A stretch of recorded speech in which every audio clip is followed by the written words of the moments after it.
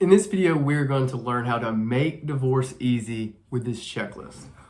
Staying organized throughout your divorce will make things easier for you once the divorce starts, okay? So keeping track of important dates, documenting important things, making to-do checklists, and creating folders for important documents can make this process easier and less stressful and cheaper for dealing with your attorney.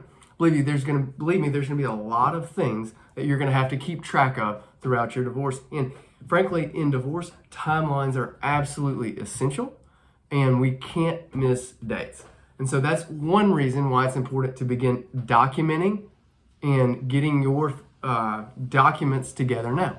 So today we're gonna go over a quick list of 10 things, a checklist of 10 things you need to get ready. So number one is you need to go ahead and contact an attorney. Even if you haven't quite made the decision on whether to jump yet, whether to go ahead and dive in and get the divorce, you need to go ahead and contact an attorney, get in contact with an attorney so that you can have a general idea of the things that you need to get together and have a general idea of what to expect when assets are divided and or custody begins, okay? Next is number two, begin gathering financial documents, okay? Make sure that you have access, passwords, and all that sort of stuff to all of the financial documents.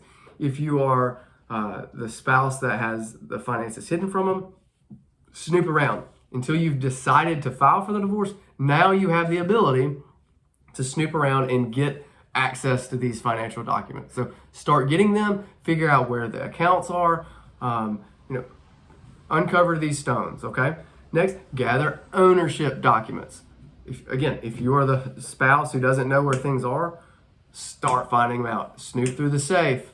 Ask the spouse where the deed is. Get a copy of the deed. Ask the spouse where the titles are on these vehicles, where the mortgages are. You need to find these things out. Next is note deadlines. Okay? Deadlines are going to be important, mostly for things such as if you've been served, you've got 30 days to answer.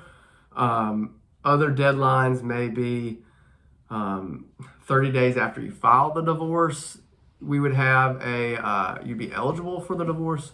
But really some of these things, that thing is more relevant once the divorce is filed, okay?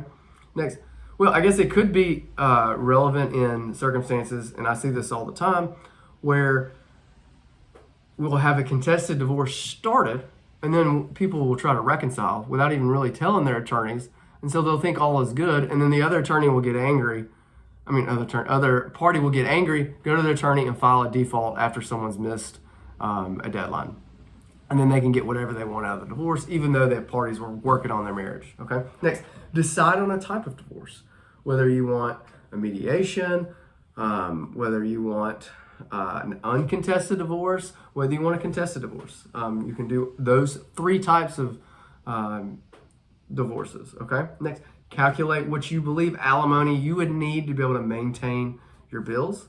On the other side, if you're the one likely to maybe be paying alimony, is to calculate what you could afford on alimony, okay? Next, calculate child support. I'll have a link here of where you can calculate your child support, and this is going to be helpful when you're developing your budget to know after the divorce how much money you can expect, so that you can figure out what type of apartment you can afford or house you can afford, things like that. Next, determine child custody. Start thinking, hey, what type of visitation do you want the other party to have? What type of visitation would you like to have? Start thinking about those things. It's probably not, if you haven't decided to jump yet, it's probably not the right time to discuss it with your spouse. But start thinking about that. Splitting assets and debts. Go ahead and start writing down what debts you have. Look at your credit report. Start writing down account numbers, assets, those type things, so that when it's time to go, you can quickly get those to your attorney. And next is review any other important papers and documents that you may have.